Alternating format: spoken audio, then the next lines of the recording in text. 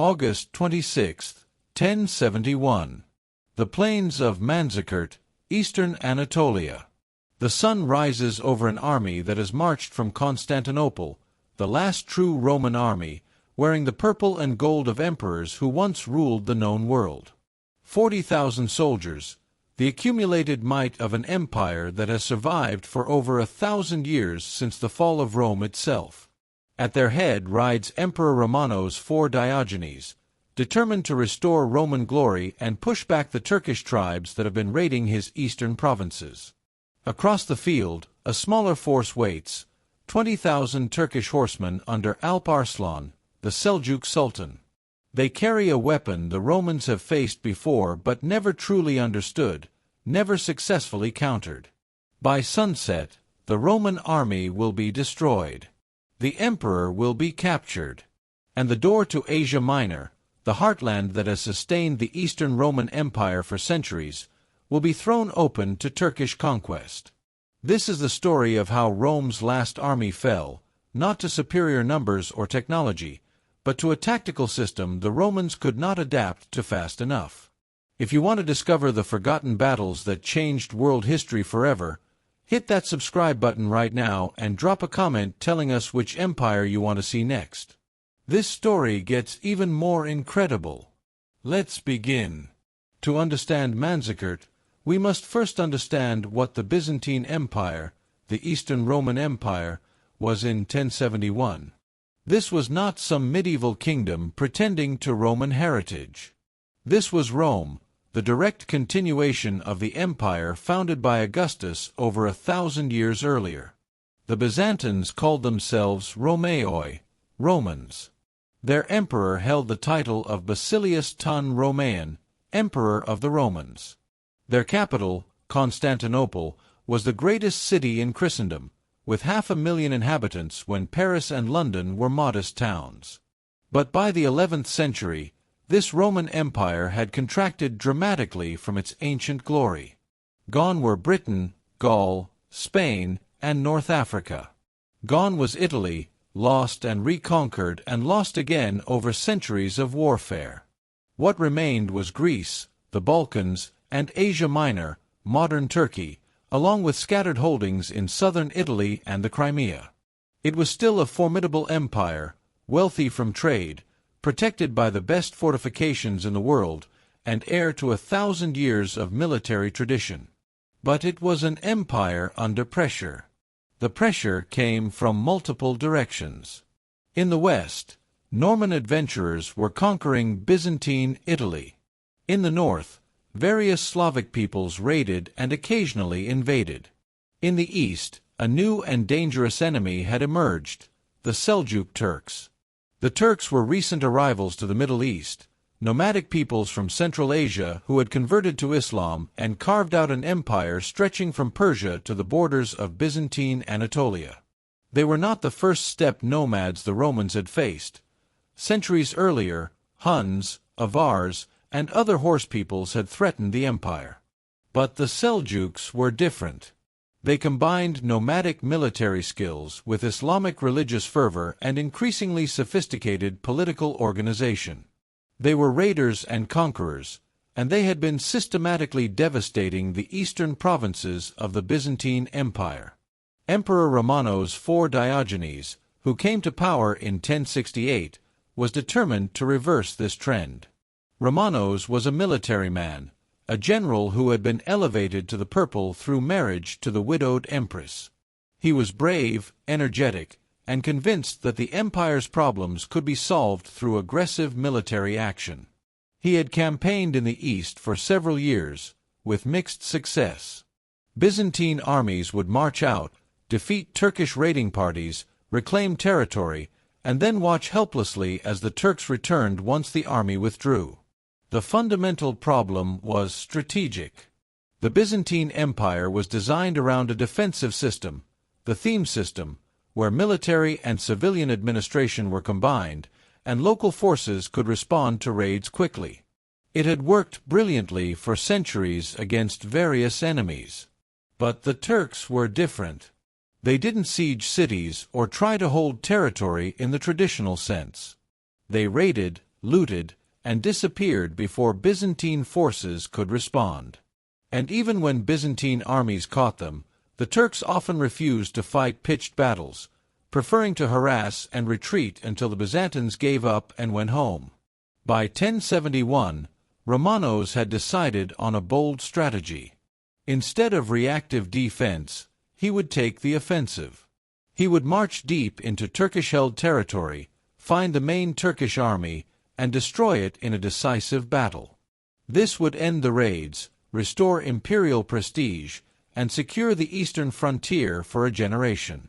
It was a gamble, but Romanos was convinced it would work. He assembled the largest army the empire had fielded in decades, perhaps 40,000 men.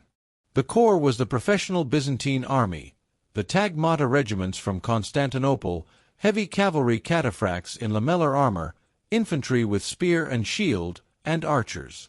These were experienced soldiers, heirs to Roman military tradition.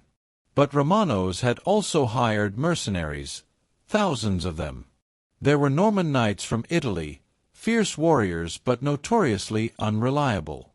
Frankish cavalry, Pecheneg and Cuman horse archers from the steppes, nomads fighting for pay. Georgian and Armenian contingents. It was a truly international force, a testament to Byzantine wealth and diplomatic reach. The diversity of the army was both a strength and a weakness. Different troops had different loyalties, different languages, different tactical doctrines. Coordinating them required skill and trust. And trust was something that was about to become very scarce. In the spring of 1071, this massive force marched east from Constantinople.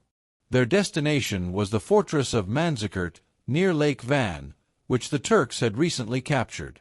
Retaking it would be both a strategic victory and a symbolic one. The campaign had begun. The march to Manzikert took months.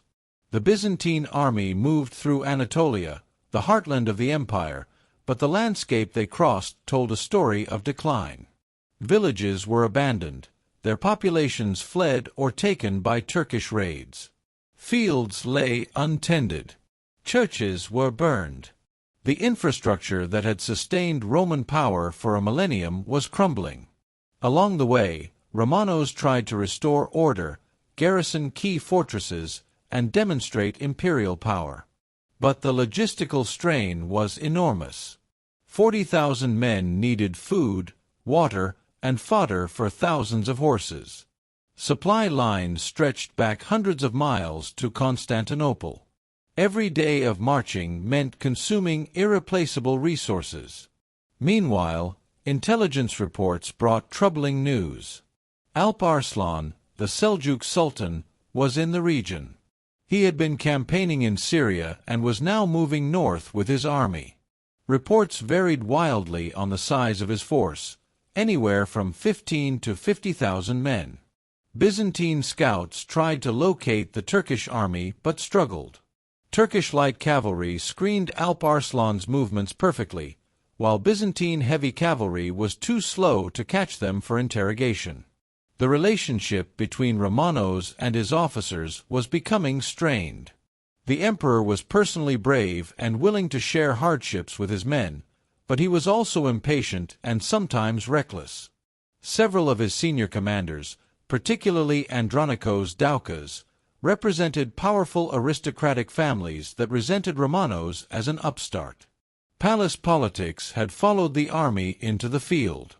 Andronikos Doukas commanded a substantial portion of the army's rearguard, perhaps 10,000 men. He had fought with Romanos before, and there was no love lost between them. Some sources suggest Andronikos actively wanted the campaign to fail, to discredit the emperor. Whether this is true or mere later blame-shifting is unclear, but the Byzantine command structure was poisoned by mistrust. By mid-August, the Byzantine army reached Manzikert. The fortress was still held by a Turkish garrison, but it was not heavily defended. After brief resistance, the Turks abandoned the fortress, and Romanos occupied it without significant fighting. It seemed like a victory. The emperor had reclaimed imperial territory. But it was a hollow triumph. The fortress itself was not the real objective. Destroying the Turkish field army was. And that army was somewhere nearby, watching and waiting. Romanos made a fateful decision. He divided his army. He sent a detachment under the General Basileikes to scout toward the south, where reports placed a Turkish force. Meanwhile, Romanos held the main body at Manzikert. It was not an unreasonable decision. Scouts and advance forces were standard practice. But it meant that when battle came, the Byzantine army would not be concentrated. Basileikes' force, perhaps 10 to 15,000 men, marched south and promptly ran into a Turkish army. Not raiding parties or scouts, but a substantial force. Basileikes deployed for battle, but before the fighting truly began, the Turks employed a tactic they had perfected, the feigned retreat. Turkish cavalry attacked, then pulled back as if fleeing. Basileikes' troops pursued, and were led into an ambush. The Byzantine detachment was badly mauled. Basileikes himself was captured. Survivors fled back toward Manzikert in disorder. News of this disaster reached Romanos on August 25. His first instinct was correct. He should consolidate his forces, recall the scattered detachments, and prepare for a defensive battle in a fortified position. But ego and pride intervened. To retreat now, having just reclaimed Manzikert, would look like cowardice. It would validate his critics at court. And Romanos had 40,000 men minus the losses to Basileikes. The Turks had perhaps 20 to 30,000 at most. If he could force a pitched battle, Roman discipline and heavy cavalry would win. What Romanos did not fully understand was that the Turks had no intention of fighting the kind of battle he wanted. Alp Arslan's army was built around horse archers, light cavalry armed with composite bows, masters of mobility and harassment. They excelled at exactly the kind of warfare that frustrated Byzantine armies, refusing to commit, circling at range, shooting and retreating. This was how steppe nomads had fought for millennia. The Byzantines had faced such enemies before and developed counter-tactics. But those tactics required discipline, patience, and unity of command, all of which were about to be tested to destruction at Manzikert. On the morning of August 26, 1071, Emperor Romanos IV Diogenes made his decision. He would march out from Manzikert and force the Turks to battle. Scouts reported that Alp Arslan's army was nearby, and Romanos was determined not to let them escape. The Byzantine army formed up in traditional battle order, heavy cavalry on the wings, infantry in the center, archers interspersed throughout. The emperor himself commanded the center. The rearguard, under Andronikos Doukas, held a reserve position. The army marched out across the plain east of Manzikert. It was late morning, and the August heat was already oppressive. The terrain was relatively flat, broken by low hills and scattered vegetation, classic cavalry country. Dust rose from thousands of hooves and feet. Standards snapped in the wind, the purple imperial banners, regimental flags, holy icons carried into battle for divine protection. Then, on the horizon, the Turkish army appeared. They did not form up in neat ranks like the Byzantine force. Instead, they spread out in a loose crescent, light cavalry in constant motion, creating dust clouds that made their exact numbers impossible to determine. Alp Arslan's tactics were simple and devastatingly effective. Avoid close combat, use mobility, and let the horse archers do their work. The battle began not with a massive charge, but with harassment. Turkish horsemen rode forward in small groups, closing to within bow range, perhaps 50 to 100 yards, and loosed arrows at the Byzantine formation. Then, before Byzantine cavalry could respond, they wheeled and retreated. Other groups attacked from different angles. It was death by 1,000 cuts. Byzantine infantry, standing in formation under the sun, began to take casualties. Arrows found gaps in armor, struck unprotected legs, hit horses. Men fell, and there was no enemy to strike back against. Byzantine cavalry attempted charges, but the Turks simply retreated faster than the heavy Byzantine horse could follow. After a brief pursuit, the Byzantine cavalry had to return to formation, winded and frustrated, while the Turkish horse archers regrouped and resumed their harassment. This continued for hours. The sun climbed higher. Water supplies ran low. Casualties accumulated, not catastrophically, but steadily. More critically, cohesion began to fray. Units that charged after Turkish horsemen became separated from the main body. Gaps opened in the Byzantine line. Officers shouted orders that were not heard or not obeyed in the confusion and noise. Romanos could see what was happening, but he had limited options. If he stood still, his army would be slowly shot to pieces. If he retreated, the Turks would pursue and the withdrawal might turn into a rout. His only hope was to fix the Turkish army in place long enough for his heavy cavalry to charge home and break them. But the Turks refused to be fixed. Around mid-afternoon, the Byzantine right-wing commander, a capable officer whose name is lost to history, tried a different approach. He led a strong cavalry force in a sweeping charge not at the nearest Turkish horsemen but deeper, trying to get behind them and cut off their retreat. It nearly worked.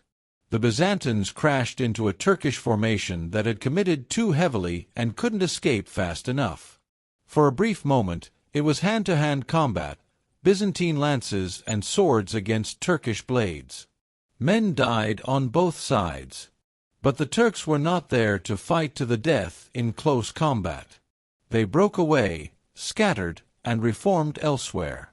The problem for the Byzantines was that each of these charges, even partially successful ones, left them more exhausted, more disorganized, and more scattered.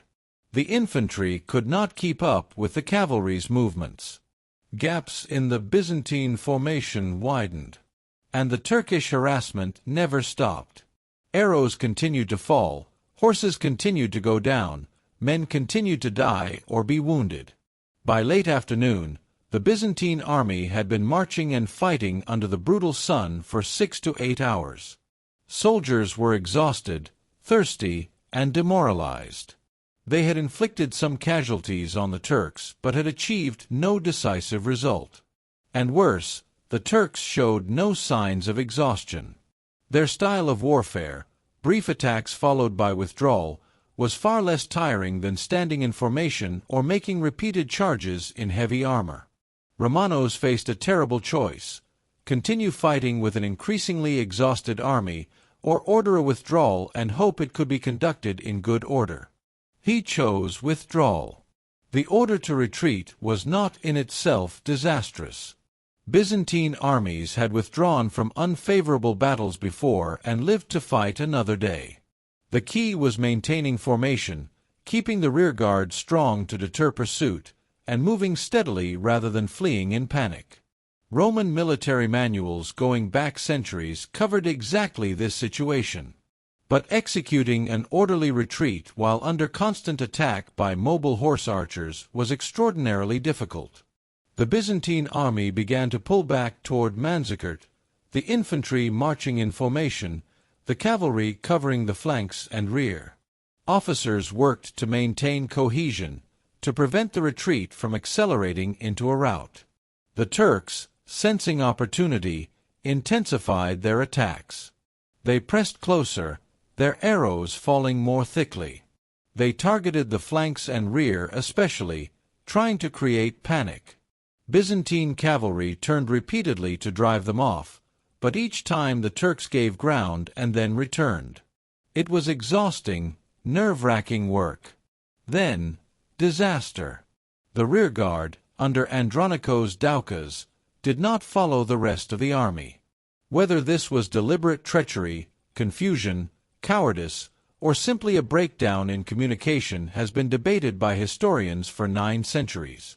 What is certain is that at the critical moment, When the Byzantine army most needed its reserve force to cover the retreat, Andronikos and his 10,000 men were not there. Some accounts suggest that Andronikos saw the army beginning to retreat and decided the battle was lost. Rather than risk his troops covering a defeat, he withdrew them toward Manzikert independently. Other sources claim he had wanted the emperor to fail and deliberately abandoned him. Whatever the motivation, the result was catastrophic. With the rearguard gone, the Byzantine retreat was exposed. Turkish cavalry poured into the gap. What had been an orderly withdrawal accelerated into chaos. Units that had been maintaining formation broke. Men began to run. The Turks, realizing the enemy was breaking, pressed their attack even harder. Emperor Romanos IV Diogenes, commanding the center, tried desperately to stabilize the situation. He personally led charges to drive back Turkish horsemen. Contemporary accounts describe him fighting with great courage, his purple cloak visible across the battlefield, rallying men to him. But courage could not overcome the momentum of disaster. The Byzantine army was disintegrating. As evening approached, the Byzantine formation had fragmented into isolated groups, each trying to fight its way back to Manzikert or simply survive. The Turks surrounded these groups, cutting them off, forcing surrenders. Byzantine heavy cavalry, so formidable in a proper charge, was nearly helpless when isolated and exhausted, surrounded by nimble horse archers who stayed just out of reach while continuing to shoot. Darkness might have saved some of the Byzantine troops. Night would end the Turkish archery and allow scattered groups to escape. But the day was not yet done. As twilight fell, Emperor Romanos found himself with a small bodyguard of perhaps a few hundred men, cut off from the main body of survivors. They fought on, but the circle was closing. In the gathering darkness, Romanos's horse was shot out from under him. He fell hard, stunned. His guards tried to protect him, but they were overwhelmed. Turkish soldiers closed in, and then someone recognized the purple boots that only the emperor wore. Shouts went up, "The emperor! We have taken the emperor!" Romanos was seized and bound. The capture of the Roman emperor in battle was nearly unprecedented. It had happened only a handful of times in Rome's thousand-year history, and never to a Byzantine emperor. The symbolism was staggering. The man who wore the crown of Augustus and Constantine, the heir to the Caesars, was a prisoner of a Turkish sultan. As Romanos was led away, the remnants of his army fled in darkness. Thousands had been killed. Thousands more were captured and would be sold into slavery. Perhaps 10,000 to 15,000 escaped, many without weapons or armor, which they had discarded to run faster. The baggage train, with its supplies and treasure, was captured intact.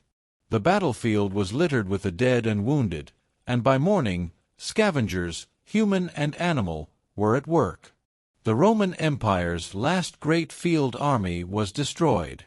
The morning after Manzikert, Emperor Romanos IV Diogenes was brought before Alp Arslan. The encounter between the captured Roman emperor and the victorious Turkish sultan has become one of the most famous moments in medieval history, though separating fact from legend is difficult.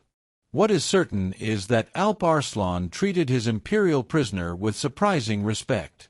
According to accounts, when Romanos was brought into the sultan's presence, Alp Arslan initially could not believe that this dirty, wounded, exhausted man was truly the emperor of the Romans. Once convinced, the Sultan offered Romanos water and food, the traditional gestures of hospitality in Islamic culture, which established protection for the prisoner.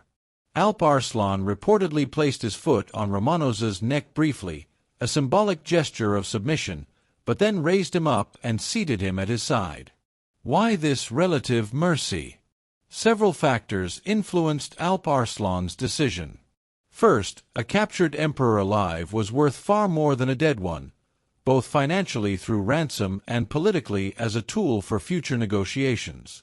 Second, Alp Arslan was not primarily interested in conquering the Byzantine Empire. His main concern was the Fatimid Caliphate in Egypt and Palestine. The Byzantine campaign had been almost a sideshow, a response to Romanos's aggression. Now, with a decisive victory and the emperor captured, Alp Arslan could afford to be magnanimous. Third, and perhaps most importantly, Alp Arslan understood that the Byzantine Empire, weakened and humiliated, might be more useful as a tributary or ally than as a destroyed enemy. A strong Byzantium might block Turkish expansion, but a weak Byzantium, dependent on Turkish goodwill, could serve Turkish interests while requiring no administration or garrison troops. Over the following days, Alp Arslan and Romanos negotiated the terms of the emperor's release. Romanos agreed to pay an enormous ransom, first 1,000,000 gold pieces, then an annual tribute. He agreed to release all Turkish prisoners held by the empire. He agreed to cede certain frontier fortresses.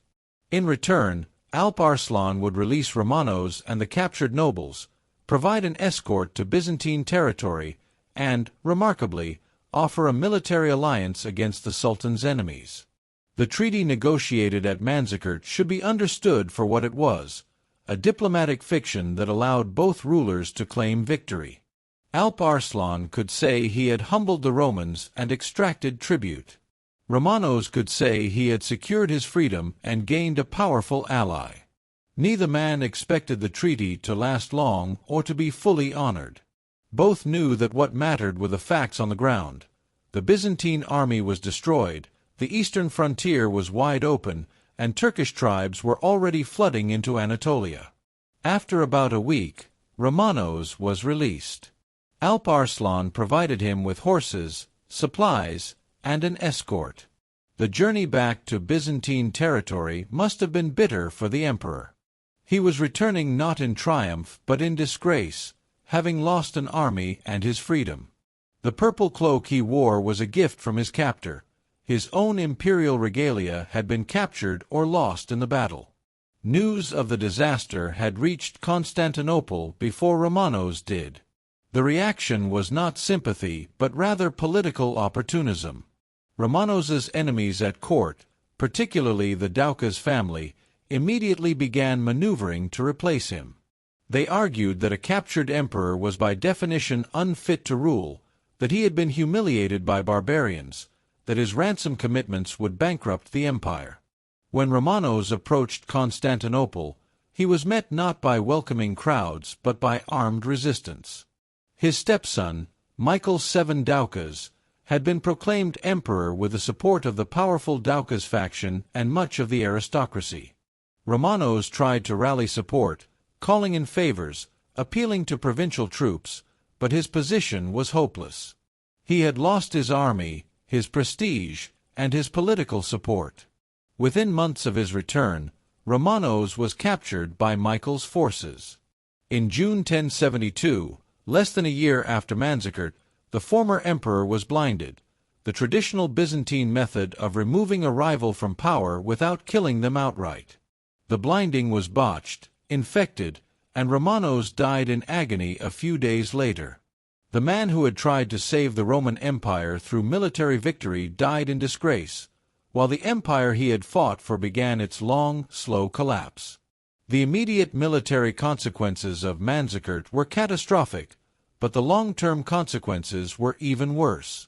With the Byzantine field army destroyed and no prospect of raising another force of comparable size, the eastern provinces of the empire were defenseless.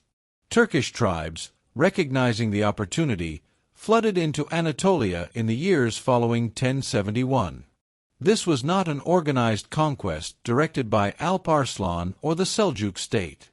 Indeed, Alp Arslan himself died just a year after Manzikert, assassinated by a captive while campaigning in Persia. His successor, Malik Shah, was more interested in consolidating power in the east than in conquering Byzantium. But the Seljuk sultans did not need to organize the conquest. It happened anyway, driven by thousands of Turkish clans seeking land, loot, and opportunity. These Turkish tribes, Turkomans, were nomadic pastoralists who had been displaced from Central Asia by larger movements of peoples and by the expansion of other Turkish states. Anatolia, with its rich pasturelands, abandoned villages, and weak defenses, was ideal for their needs. They arrived not as a single army but as a migration, bringing families, herds, and all their possessions. They settled, displacing or absorbing the existing Greek and Armenian Christian populations. The Byzantine response was confused and ineffective. The civil war following Romanos's deposition consumed attention and resources. Michael VII Doukas and his successors were more concerned with palace intrigue than with the eastern frontier. Local Byzantine commanders, lacking support from Constantinople, tried to defend their territories but were overwhelmed. Some made deals with Turkish leaders, becoming effectively independent warlords who happened to still call themselves Roman governors. Others fled westward, abandoning provinces their families had governed for centuries. The demographic transformation of Anatolia was rapid and profound. In 1071, Anatolia was predominantly Greek Orthodox Christian, the cultural and economic heartland of the Byzantine Empire. By 1100, large portions of central and eastern Anatolia were under Turkish control, with Turkish-speaking Muslim populations replacing or subjugating the Christian inhabitants. This was not genocide. Many Christians converted, others paid the jizya tax and continued living under Muslim rule, and significant Christian populations remained, but it was a fundamental transformation. The Roman character of Anatolia, maintained for over 1,000 years since the region had been conquered by Rome in the 2nd century BCE, was ending. Economically, the loss of Anatolia was devastating for Byzantium. The region had provided much of the empire's grain, tax revenue, and military recruits. With it gone, the empire's resource base contracted dramatically. Constantinople remained wealthy from trade, and the empire still controlled Greece and parts of the Balkans, but it could no longer sustain the large professional armies that had been the foundation of Roman military power. The strategic situation worsened further. With Turks controlling central Anatolia, the land route between Constantinople and the empire's remaining eastern holdings in Armenia and Syria was cut. These territories, isolated and unsupported, fell one by one to Turkish or Arab conquest. By the end of the century, the Byzantine Empire had lost virtually all of Asia Minor except for a narrow coastal strip and a few fortified cities. Perhaps most significantly, Manzikert changed the balance of power between Byzantium and its neighbors permanently. For centuries, the Byzantine Empire had been the greatest Christian power, wealthy, militarily formidable, and culturally dominant in the eastern Mediterranean. After Manzikert, it was merely one of several regional powers, and an increasingly weak one. Norman adventurers conquered Byzantine Italy with impunity. Venice and other Italian city-states extracted favorable trade concessions. Balkan peoples who had once paid tribute to Constantinople now raided imperial territory. This weakening of Byzantium had consequences far beyond the empire itself. Within 25 years of Manzikert, Pope Urban II would call the First Crusade, explicitly citing the need to help Eastern Christians being oppressed by Turks.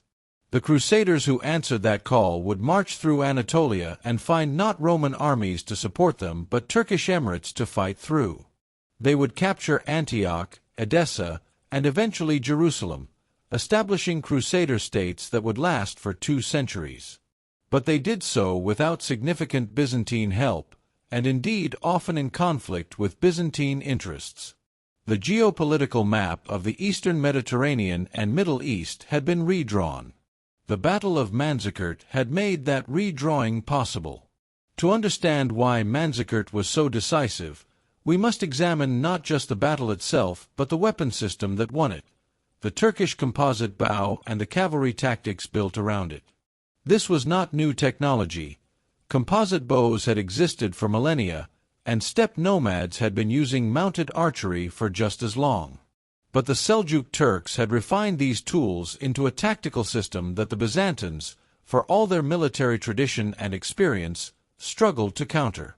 The Turkish composite bow was a masterpiece of pre-industrial engineering. Made from wood, horn, and sinew laminated together, it was relatively short, allowing it to be used easily from horseback, but incredibly powerful. A skilled archer could shoot arrows over 300 yards and penetrate armor at close range. The draw weight was such that it required years of training to use effectively, but Turkish boys began that training in childhood.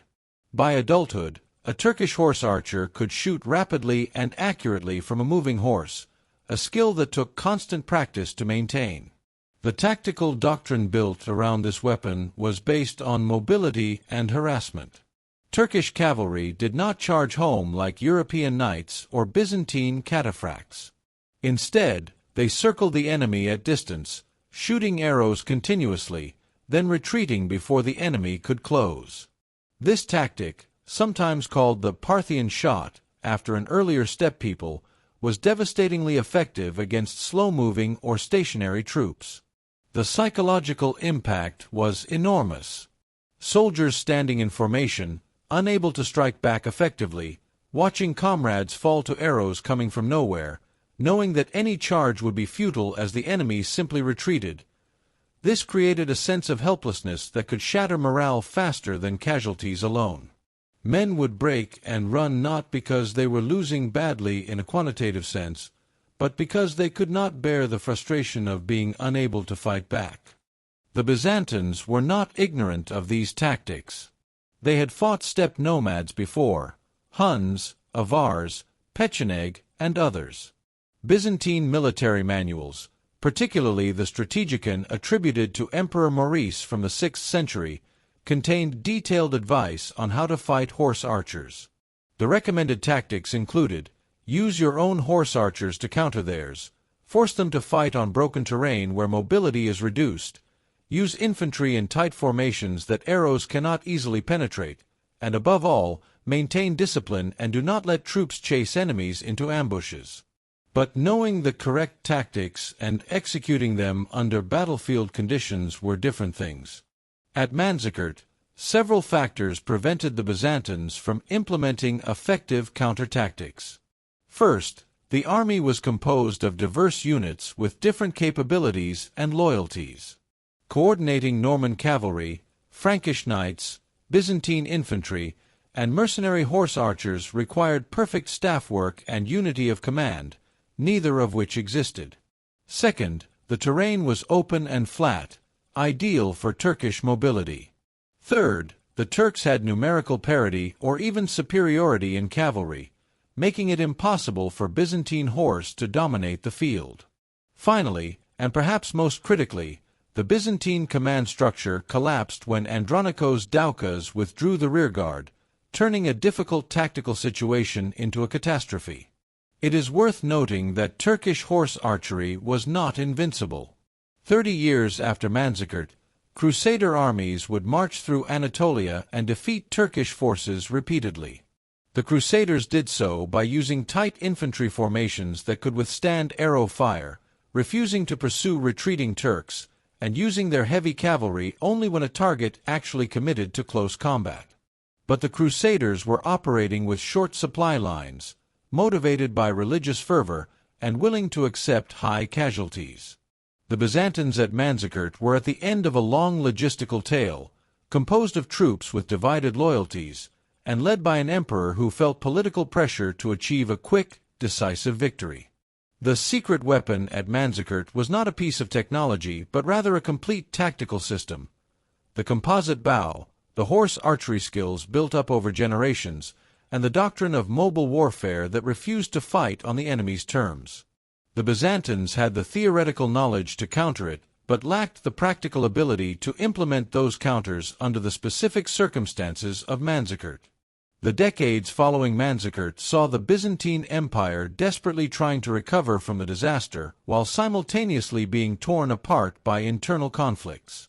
The civil war that followed Romanos's deposition was only the first of many. The Doukas dynasty, the Komnenos family, and various military strongmen fought for control of what remained of the empire. These civil wars consumed resources, attention, and manpower that should have been directed to recovering the lost provinces.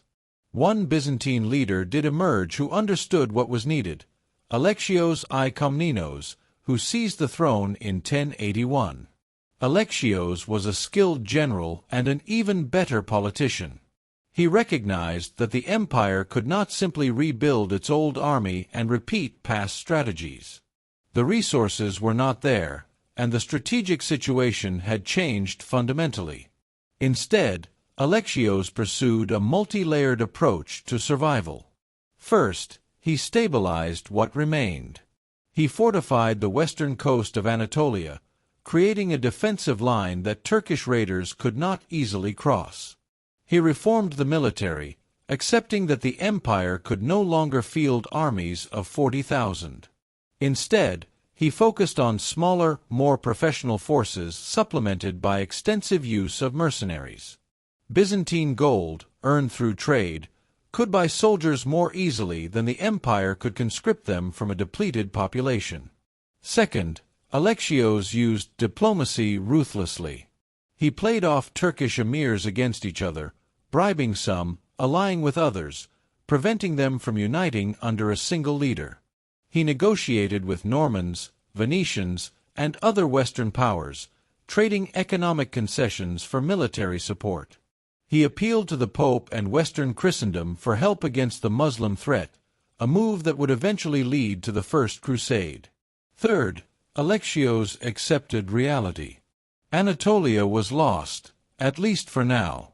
Rather than exhaust the empire trying to reconquer it immediately, he focused on holding what remained and slowly, patiently working to recover lost ground through diplomacy, alliance, and opportunistic military action. It was inglorious but practical, the approach of a survivor rather than a conqueror. The arrival of the First Crusade in 1096 was both opportunity and challenge for Alexios. On one hand, tens of thousands of Western warriors had arrived to fight Muslims, potentially helping to recover lost Byzantine territory. On the other hand, these crusaders were barely controllable, often hostile to Byzantines whom they considered schismatic Christians, and had their own agendas. Alexios managed to extract oaths of loyalty from crusader leaders and used them to recover some coastal Anatolia cities. But the main crusader effort went toward Syria and Palestine, not toward restoring Byzantine control over central Anatolia. Over the following decades, the Byzantines did recover some territory. The Turkish emirates that had formed in Anatolia fought each other as often as they fought Byzantines. Some were conquered, others became tributaries, a few even allied with Constantinople against other Turks. By 1180, the Byzantine Empire controlled more Anatolian territory than it had in the immediate aftermath of Manzikert. But this was never a restoration. The recovered areas were militarized frontier zones, expensive to hold, ethnically mixed, and always vulnerable to Turkish counterattacks. The empire had survived, but it was transformed. The Byzantine state after Manzikert was fundamentally different from what came before. It was poorer, smaller, more militarized, and more dependent on mercenaries and foreign alliances. The old Roman ideal of an empire that ruled the Mediterranean through the inherent superiority of Roman arms and administration was dead. What replaced it was a medieval kingdom fighting for survival, using every tool of diplomacy, bribery, and opportunistic warfare it could muster. Culturally, the loss of Anatolia was traumatic for Byzantine identity. For centuries, the empire's self-conception had been tied to controlling the lands of the ancient Roman Empire. As those lands slipped away, Byzantine intellectuals and theologians struggled to explain how God could allow the Christian Roman Empire to suffer such defeats at the hands of Muslims. Some argued it was punishment for sin, calling for moral and religious reform. Others developed a more defensive, apocalyptic worldview, seeing Byzantium as a bastion of true Christianity holding out against enemies on all sides until the end times. The military culture changed too. The old professional army, recruited from native populations and serving for life, became increasingly replaced by mercenaries and pronoia grants, essentially a feudal system where land was given in exchange for military service. This made the army more like Western European forces and less like the professional Roman legions that had once been the Byzantine model. Military tactics also adapted. Byzantine forces increasingly used combined arms approaches, mixing heavy cavalry, light cavalry, infantry, and archers in ways that could counter Turkish mobility without trying to match it directly. Despite these adaptations, the shadow of Manzikert hung over Byzantine consciousness. The battle became a symbol of how quickly glory could turn to disaster, how dangerous overconfidence was, how treachery could destroy an army as surely as enemy action. It was remembered as the moment when the old certainties died, when the Romans learned they were no longer invincible. The transformation of Anatolia from a Greek Christian heartland to a Turkish Muslim region was not instantaneous or uniform. It took over 2 centuries and involved complex processes of migration, conversion, conflict, and accommodation. Understanding this transformation helps explain the long-term impact of Manzikert beyond the immediate military disaster. In the years immediately following 1071, Turkish migration into Anatolia was chaotic. Different tribal groups, only loosely connected to the Seljuk Sultanate, settled where they could find land and pasture. They were not always hostile to local Christians. Many arrangements were made where Christian farmers paid taxes to Turkish overlords and continued their lives with minimal disruption. Some Christian nobles even allied with Turkish emirs against other Christians or other Turks. The frontier between Christian and Muslim Anatolia was permeable, with trade, diplomacy, and even intermarriage occurring alongside the warfare. But over time, the balance shifted. Turkish settlement was permanent. Turkish became the dominant language in many regions. Islam became the majority religion, both through conversion of local Christians and through the continuing arrival of Turkish Muslim migrants. Christian populations declined through emigration to remaining Byzantine territory, through conversion, and through the simple demographic math of Turkish populations growing while Christian populations did not. The process of Islamization was complex. Conversion was not forced in the systematic way sometimes imagined. Islamic law protected Christians and Jews as people of the book, allowing them to practice their religion in exchange for paying the jizya tax and accepting subordinate legal status. Many Christians chose to keep their faith, and significant Christian communities survived in Anatolia for centuries. But there were strong incentives to convert. Social mobility was easier for Muslims, taxes were lower, and in a society increasingly dominated by Turkish culture, assimilation offered advantages. Some Turkish groups were more aggressive in their treatment of Christians.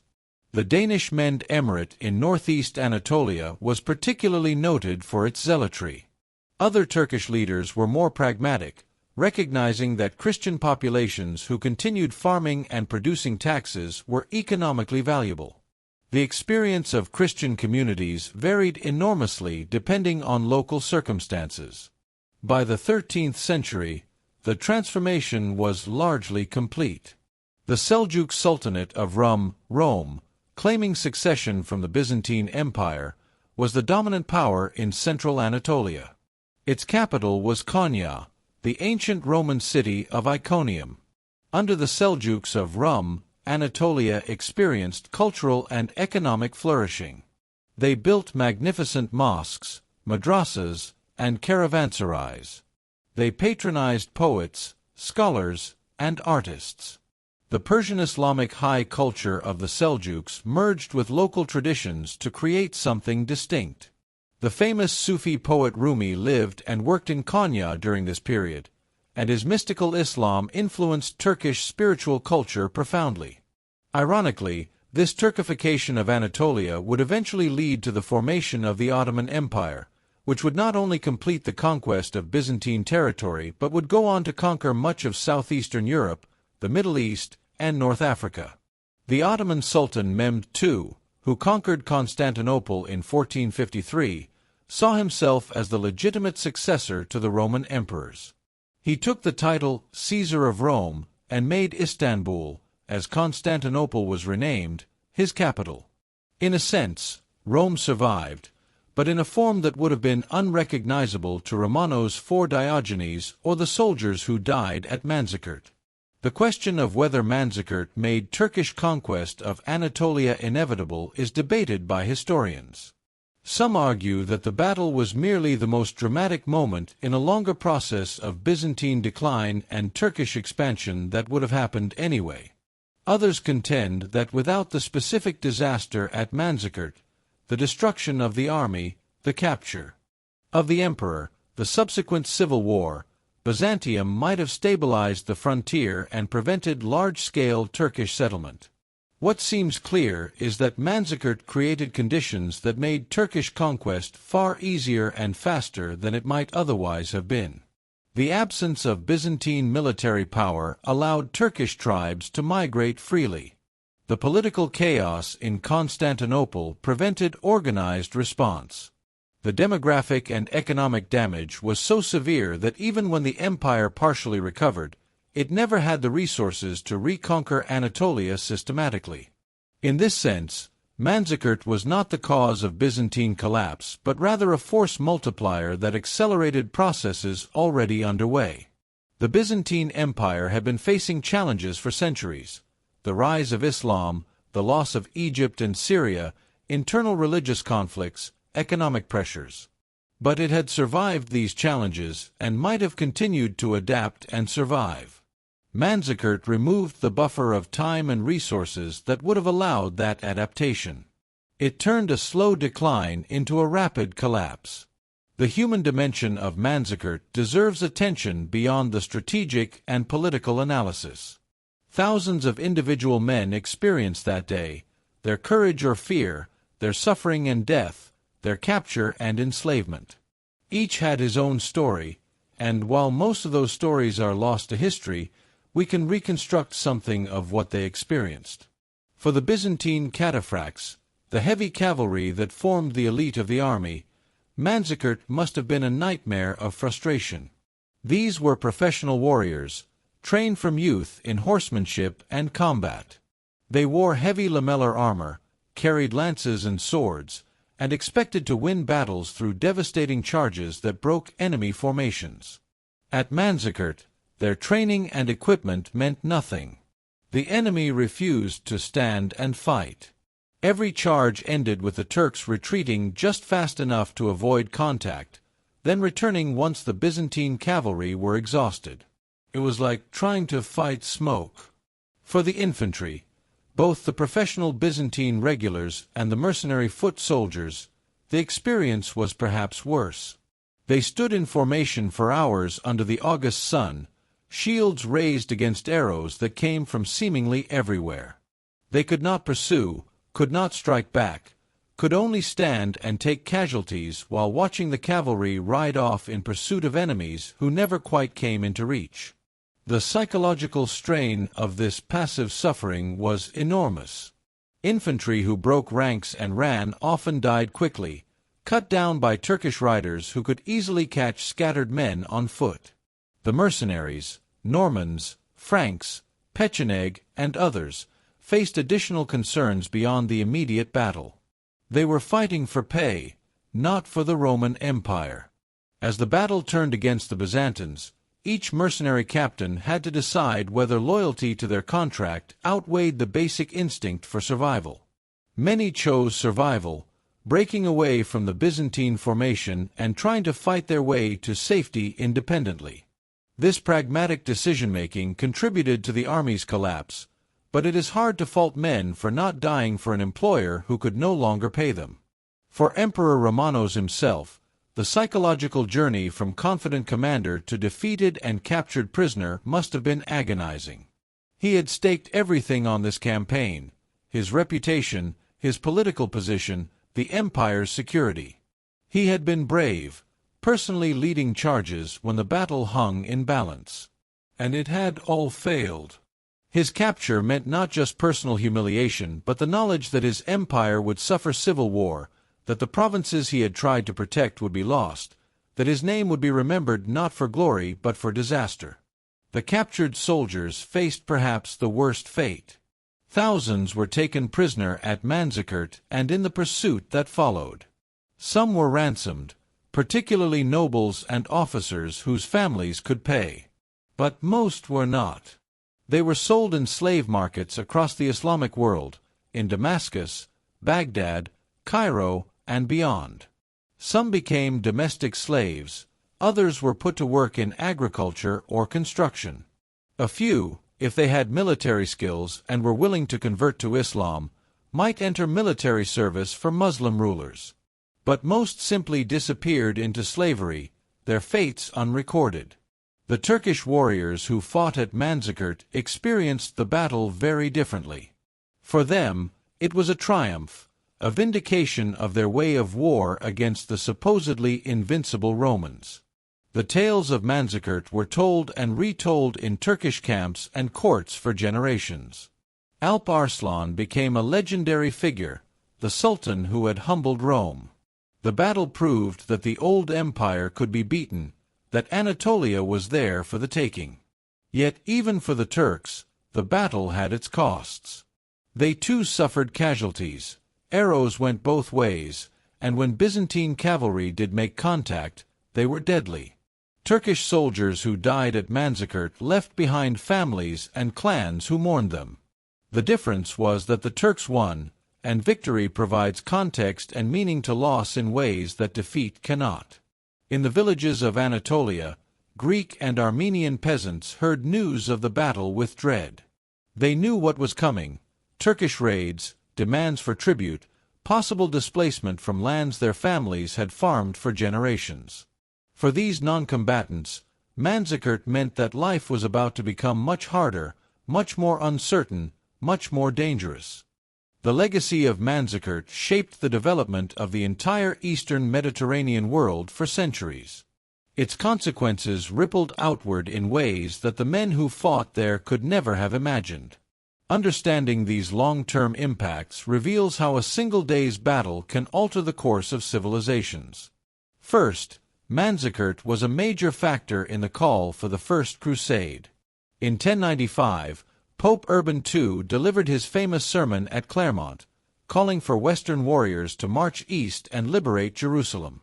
But Urban also emphasized the plight of Eastern Christians under Muslim rule and the need to help the Byzantine Empire, which was struggling against Turkish pressure. Without Manzikert and its aftermath, the loss of Anatolia, the visible weakness of Byzantium, Urban's call might have fallen on deaf ears. The Crusades, with all their enormous historical consequences, were in part a Western response to the new balance of power that Manzikert had created. Second, the battle accelerated the split between Eastern Orthodox and Western Catholic Christianity. The Great Schism of 1054, just 17 years before Manzikert, had already created formal division. But cultural and political differences widened in the aftermath of the battle. Western Crusaders saw a Byzantine Empire that had failed to defend Christendom, that needed Western help to survive. Byzantine elites saw Western barbarians who were more interested in looting and conquest than in genuinely helping Orthodox Christians. The mutual suspicion and resentment would culminate in 1204, when the Fourth Crusade sacked Constantinople itself, an atrocity that permanently poisoned relations between Eastern and Western Christianity. Third, Manzikert contributed to the rise of Turkish power that would eventually create the Ottoman Empire. The Turkish presence in Anatolia, established after 1071, created the demographic and territorial base from which the Ottomans would emerge in the late 13th century. Without Turkish control of Anatolia, the Ottomans would never have been positioned to conquer Constantinople in 1453 and build an empire that would dominate southeastern Europe, the Middle East, and North Africa for 4 centuries. Fourth, the battle demonstrated, though few at the time recognized it, that the age of heavy cavalry dominance in warfare was beginning to wane. The Turkish victory using mobile horse archers against Byzantine heavy cavalry presaged later developments. Infantry armed with pikes and later with firearms would eventually make heavy cavalry obsolete. Manzikert did not cause this transition, but it was an early indication that mobility and ranged weapons could defeat armored shock cavalry. Fifth, Manzikert showed the vulnerability of even the strongest empires to a combination of internal division and external pressure. The Byzantine Empire in 1071 was still wealthy, still militarily capable, still heir to Rome's thousand-year legacy. But political infighting, aristocratic treachery, and strategic overreach combined with a capable enemy to produce disaster. The lesson, that internal dysfunction can be as dangerous as external enemies, has been repeated throughout history, but Manzikert is one of the clearest examples. From a purely military perspective, Manzikert has been studied by officers and theorists for centuries. The battle appears in military academy curricula as an example of asymmetric warfare, how a smaller force using unconventional tactics can defeat a larger force using conventional approaches. It demonstrates the importance of combined arms, the danger of dividing forces before battle, and the catastrophic consequences of treachery or incompetence in command. Modern militaries studying insurgencies and irregular warfare find lessons in how the Turks fought at Manzikert. For the people of modern Turkey, Manzikert, or Malazgirt as it is known in Turkish, is a founding moment of national history. It is celebrated as the battle that opened Anatolia to Turkish settlement and began the process that would eventually create the Turkish nation. August 26th is commemorated in Turkey, and the battlefield is maintained as a historical site. For Turks, Manzikert represents the beginning of their people's presence in the land that would become their homeland. For Greeks and for those who identify with Byzantine heritage, Manzikert is a tragedy, the beginning of the end for the last remnant of Rome.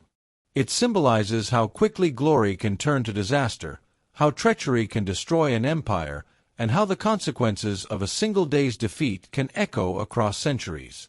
Both perspectives are valid. Manzikert was simultaneously a Turkish beginning and a Roman ending, a disaster and a triumph, depending on which side of history you view it from. As we look back across nearly 1,000 years at the Battle of Manzikert, what final lessons emerge? What does this story of the last Roman army's destruction teach us about warfare, empires, and the often tragic process of historical change? First, there is the lesson about adaptability. The Byzantine Empire had existed for over 7 centuries by 1071. It had survived barbarian invasions, religious schisms, plague, and the rise of Islam. It had adapted repeatedly, transforming from the late Roman Empire into a distinctly medieval state. But at Manzikert, it failed to adapt quickly enough to a tactical challenge it had actually faced before. The Byzantines knew how to fight horse archers in theory. Their military manuals contained the right tactics. But knowing and implementing under pressure are different things, and Manzikert showed that institutional knowledge without practical capability is useless. Second, there is the recognition that internal unity is as important as external strength. The Byzantine army at Manzikert was larger and on paper more powerful than the Turkish force. It should have won. But political divisions, personal rivalries, and the treachery or incompetence of Andronikos Doukas turned potential victory into catastrophic defeat. The most dangerous enemies are sometimes internal rather than external. No empire is strong enough to survive both external threats and internal betrayal simultaneously. Third, there is the reality that single battles can change history, but they do so in the context of larger trends. Manzikert did not by itself destroy the Byzantine Empire. The empire survived in diminished form for nearly 4 more centuries. But it accelerated processes of decline that might otherwise have played out more slowly. It removed the resources and time that might have allowed Byzantine recovery. In this sense, Manzikert was both decisive and part of a continuum, both a turning point and a symptom of deeper problems. Fourth, there is the lesson about the limits of tradition. The Byzantine military system in 1071 was the heir to Roman traditions going back over a millennium. It had worked brilliantly for centuries. But the world changes, and traditions that once guaranteed survival can become liabilities if they prevent adaptation to new realities. The Turks were not better warriors than the Byzantines man for man. But they were fighting a different kind of war, one the Byzantine system was not designed to counter effectively. Fifth, there is the human cost. Thousands of men died at Manzikert or in its aftermath. Thousands more were enslaved. An emperor was captured, humiliated, and eventually killed. Entire provinces were devastated. Families were destroyed. In the calculus of grand strategy, Manzikert was about the balance of power between empires. But for the people who experienced it, the battle was about survival, suffering, and loss. The human dimension should never be forgotten when we analyze battles as historical events. Finally, there is the question of inevitability. Was the Turkish conquest of Anatolia inevitable after Manzikert, or could it have been prevented? The answer matters less than the recognition that history is not predetermined. Individual decisions, Romanos's choice to divide his army, Andronikos's decision to withdraw, Alp Arslan's choice to show mercy to the captured emperor, all mattered. Different choices might have led to different outcomes. This means that agency and responsibility exist in history. Leaders make choices, and those choices have consequences that extend far beyond their own lifetimes.